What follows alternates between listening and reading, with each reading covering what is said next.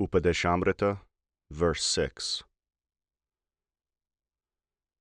dṛṣṭaiḥ svabhāva-janitair vapuṣaś doṣair, na prakritattvam iha bhakta janasya pashyet, gangam basham na khalu budbudafena pankir, brahma dravatvam apagacchati niradharmai.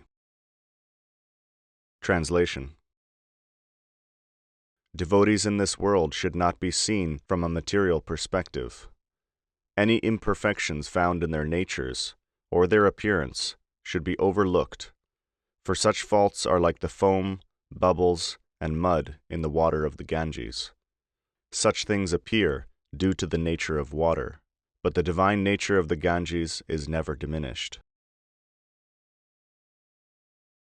Illumination. Rupa Gosvāmī says that we should not be very eager to find any defect in a pure devotee. The water of the Ganges can purify even if there are bubbles or mud found in the water. The bubbles and the mud do not stand in the way of purification. The devotee is only meant for the good of the universe. The devotee himself, the pure soul, or Atma, is the purifying agent, the purest and most normal factor in the world. But we may find in him some mud or bubbles. A Vaishnava may sometimes be seen to be a little greedy, a little angry, or physically he may be blind, or deaf, or lame. But the saintly character of the Vaishnava is independent of his mental or physical characteristics. These do not affect his status in the Vaishnava world. If we attribute those faults to his inner self, then we are the losers. We commit offense. In Kurmakshetra in South India, there was one Brahmin named Vasudev. He was a devotee who had leprosy of an extreme type. So many worms were falling to the ground from his wounds, but he would pick them up and put them back in the wounds so they would not die. He understood in his internal mind that the Lord is coming here and I shall have a chance to have his darshan. He was very eager to have darshan of Mahaprabhu, but Mahaprabhu went away and that man fell senseless to the ground. What is this? I could not have a glimpse of the Lord. He came and went away, and I did not have the capacity to have his connection, his darshan. Mahaprabhu was almost a mile away, and then suddenly he felt some attraction to go back. He ran back and found that man on the way and embraced him. His leprous body vanished, and his whole body was turned into a beautiful figure. Whatever may be externally seen in the character of a Vaishnava is like the mud, bubbles, and foam found in Ganges water. The purifying capacity of the Ganges water is separate and cannot be disturbed by any foam or dirt mixed with the water. The spiritual capacity does not depend in any way on the apparent material capacity. Once Sanatana Goswami contracted sores all over his body due to drinking bad water in the jungle when he was returning from Vṛndāvana to Puri. Mahaprabhu used to welcome him by embracing him, but Sanatana would try to withdraw. Sanatana objected, "Don't touch me. This is the body of a sinful man." The sores were oozing and emitting a bad odor, but Mahaprabhu embraced him forcibly. Sanatana had decided, "I shall either leave this place or I shall invite death by falling under the wheel of the cart of Lord Jagannath." But as the Lord in the heart of all, Mahaprabhu knew Sanatana's mind. He chastised him and embraced him forcibly. All the sores disappeared, and Sanatana's body immediately became like gold. Mahaprabhu said, "Sanatana Goswami is a devotee of a pure type. I see that there are some sores on his body, oozing pus. I see that with my eyes. But due to my shastric knowledge, I will show no disgust. The body of a devotee is Sachidananda. If I think it is mundane, then this shall be offensive to Krishna. Grina kari alingana, na kari thamayabe, Krishna tai aparada dhanda paitama tabe. If I had been repulsed and refused to embrace Sanatana, then I would have been punished for offending Sri Krishna. From the Chaitanya Charitamrita, Antya Lila 4:196. The body of a devotee is made of Satchidananda. There are no mundane things there. Still, my material eyes deceive me. But my Shastric knowledge tells me that no mundane thing can be present there. If I say no, there are pus and sores, it is mundane. Then I will commit an offense against Shastra and against Krishna. The Vaishnava conception is Atma Dharma, the soul's function. Any bodily contamination is absent there. The Bhagavatam has condemned this bodily conception in the strongest terms. Yasyatma bhudi kunape tridatuke, svadi kala tradishu bhoma ijjadhi, yattirta buddhi salile na karhichij, janeshva bigneshu sa eva gokara. He who considers the true self to be this corpse-like body that is full of mucus, bile, and air, who believes that his family belongs to him, who thinks his country of birth is worthy of worship, who thinks that a holy place is merely an ordinary body of water, and who never seeks the association of the wise, is no different from an ass. From the Srimad Bhagavatam, 10.84.13. One who thinks this body is the self is a gokara, not an ordinary ass, but a worthless ass that can only be used to carry animal fodder and not to serve any real purpose for human society. One who thinks that his material connection is all in all is a fool. We are to remove ourselves from the platform of identifying the spiritual with the material. The spiritual is necessary, not the material, and it is imperative that we understand the real position. A doll playing in the hands of the infinite. Fault-finding is not a very good quality. We are out to find good qualities, what is good in the universe, and we have to preach that the highest good is in Krishna consciousness. A positive thing must attract us wholesale. Our position is not to blame, but to bring down the positive. That should be our main object in life. If you try to find fault with anyone, if you criticize for your personal interest, that fault will come to you, especially when that is in the devotee section. By connecting with poison in someone else's body, that poison will enter into you. Through that connection, the contamination will come to you. But if you seek help from the higher for purification, and not out of envy, then you will be purified. Otherwise, you may find yourself in the same position at the next moment. What I am criticizing to be so bad, in the next moment, I may be left in the same deplorable position. I do not know the ways of the infinite environment. I am vulnerable. I am a doll playing in the hands of the infinite. At the next moment from human birth, I may have to go to a dog's birth, a cat's birth, or an insect's birth. We must avoid that. Try to find good things in others. That will help you. In the time of our Guru Maharaj, there was a system in our mutt. Guru Maharaj ordered one Vaishnav to please another Vaishnav, especially one that he does not like. That means he was forced to find the goodness in that devotee whom he didn't like. He should try to find good things in him, eliminating the bad in his conception of that devotee. He will search for anything which is good there, and thereby he will be benefited. No culture of any bad thing anywhere, especially with the devotees, because Krishna has taken charge of those surrendered souls. What is good and bad is his responsibility. Those evil things in the devotee may disappear at any time, or Krishna will allow that to continue in order to serve some purpose. Such devotees are under Krishna's direct charge. They are ananyabhak, or fixed in devotion. Once Bhaktivinoda Thakur had a dream in which he was wandering in the sky chanting the holy name. He came upon the court of Yamaraj, where Yamaraj himself was sitting with Brahma, Narada, and others, discussing a point from a verse in Bhagavad Gita. Apichet suduracharo bhajate mam ananyabhak sadureva samanthavya samyag vyavasito hisaha. Even if the most sinful person worships me with one-pointed devotion, such a person should be considered to be saintly, because his determination is perfect. From the Bhagavad Gita, 9:30. The generally accepted meaning of this verse is even if one commits the most abominable action, if he is an Ananya-bhak devotee who worships me alone in devotional service, which is free from karma and gyan, he is to be considered saintly, because his endeavors are completely on my behalf, and his determination is fixed.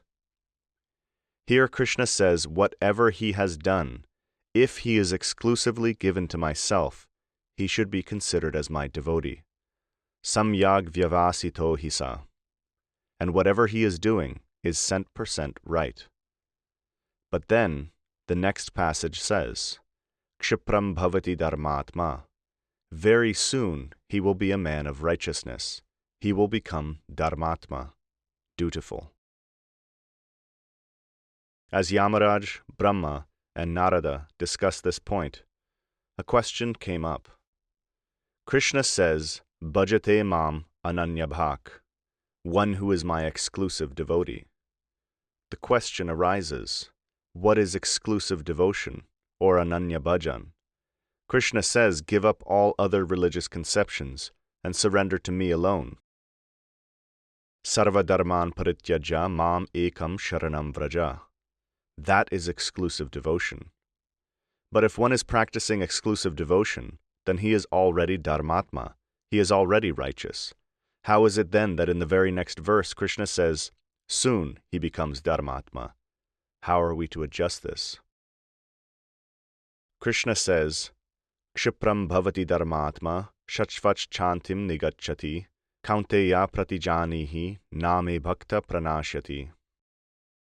He quickly becomes virtuous again and attains everlasting peace. O Kaunteya, go and declare that my devotee never perishes. From the Bhagavad Gita, 9:31. This is the general meaning of this verse. Krishna tells Arjuna, he soon becomes dharmatma. My devotee is never ruined. Go and declare this to the public. Krishna says that after the devotee became ananya-bhak, that is, he gave up all sorts of duties and surrendered to Krishna, then again he will be a dutiful man. As Brahma, Narada, and Yamaraj discussed this point, they saw Bhaktivinoda Thakur walking in the sky and taking the holy name. Then one of them suggested, there is a pure devotee, he should be able to give the real meaning. Then Bhaktivinoda Thakur was invited in their midst and was asked, how shall we adjust these points? Krishna has said that this person is an exclusive devotee, that he has renounced all sorts of duties and surrendered to Krishna, and yet in no time it will be seen that he is very dutiful. How can we understand this? Bhaktivinoda Thakur explained that he quickly becomes righteous refers not to the exclusive devotee, but to one who considers the exclusive devotee pure in all circumstances. Even if he performs some abominable act, he is really a sadhu, a saint. One who can think of an exclusive devotee in that way will soon become dharmatma. This was Bhaktivinoda Thakur's explanation. However, merely professing that I am Ananya-bhak won't do. A real Ananya-bhak devotee won't say, I am Ananya-bhak. His innate feeling will be, I can't be Ananya-bhak. That is not a small thing. I have not attained that stage. It is very difficult. Rather, I am going away from it. That will be his feeling. That opposite tendency will come. In this verse from Gita, Krishna is saying that the fact is that one who has accepted me exclusively has no taste in other things, so really he is not durachara, or sinful. Internally, he is always connected with me, and he is indifferent to external life. Whoever has surrendered to me, I have accepted as my own. This means that those who are accepted by him will gradually be purified. But we are very eager to point out their faults. We are quick to judge the case of others. Why should he receive causeless mercy? He has got so many defects. This is a very poor attitude, a disqualification. Why should he be accepted or given any chance? But for ourselves, we want mercy. Don't come to judge, otherwise I have no hope, my Lord. Please grant your grace, then I have got some hope. Please be lenient and do not find fault with me. But in the same breath we will say, why this man? He is disqualified. Why should he get any grace? Why should he get some mercy or affection? That is hypocritical and causes a great deal of difficulty within us. It is suicidal. It is most dangerous for our progress. In my own case, I want something higher, but in the case of others, I can't tolerate the same behavior from the Lord. Generally, this is the basis of Vaishnava aparad. He has been accepted by the Lord, and gradually Krishna will purify him. But we continue to give much attention to whatever difficulties are still left in him. The result is that those difficulties will be transferred to me. These are the realities of the experience in this line. If I especially mark the faults of another devotee, they will be transferred to me. It happens. From our own experience and also from the Shastra, we have seen this. The greatest enemy to our progress is Vaishnava aparad, especially for a beginner on the journey in this domain. Apa aradhana. Aradhana means to worship, to revere, to serve, and apa means that which is not up to standard. Vaishnava aparad has been said to be most dangerous. If a Vaishnava is serving Krishna and we find fault with him, our level of purity will go down.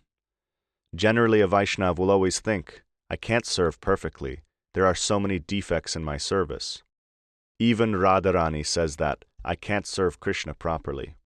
But she is serving to the highest degree. In the lower position, if there is some clash, that is Vaishnava aparad. That is greater than any aparad directly made to Krishna, because the Vaishnava is serving him properly with earnestness, and I am abusing him. Thereby I am committing suicide. To stand against the Vaishnava is to stand against one's own vital interests. Vishwanath Chakravarti Thakur says that the Mahabhagavats do not care for any offenses made against them, but the foot dust of those Mahabhagavats cannot tolerate the dishonor of their master. Physician, cure thyself. Generally, one must be very careful not to make any remarks about the practices and activities of another Vaishnava. It is only acceptable in the case when one is empowered by the Supreme, as in the case of disciples. To correct his disciples, the sympathetic guardian can mark the defects and help to remove them. Don't criticize. Don't be hungry to find the fault of others. But if someone finds fault in you, then you may consult a higher authority, a more senior Vaishnava. There have been some complaints against me. Whether or not they are valid, I don't know. Please can you help me to understand my defects? Such an inquiry has no envy, no spirit of competition, that I am good and he is bad. It is devoid of mischievous motives underground. Only it must be endowed with pariprashnena, honest inquiry. Otherwise I shall have to suffer. Physician, cure thyself before you attempt to cure others. This is your primary duty. Then you will really be able to offer others a cure-all. In conclusion, my advice is that you should try to be submissive to the Vaishnava devotees. Submissiveness to them will promote your spiritual merit. We shall also pray to the Supreme Lord for such an attitude. O Lord, my bad temperament stands in the way of my association with the devotees. Please remove it. Association with the devotees of the Lord is a primary necessity. It vastly improves our position with the Supreme if we always remain in prayer. O my Lord, this bad temperament in me, this inconsiderate thinking and feeling, sentiments concerning the outer world, this is disturbing my association with the higher Vaishnava devotees. We have to try to find out the good in others, that will help us. Otherwise, we will be in great difficulty.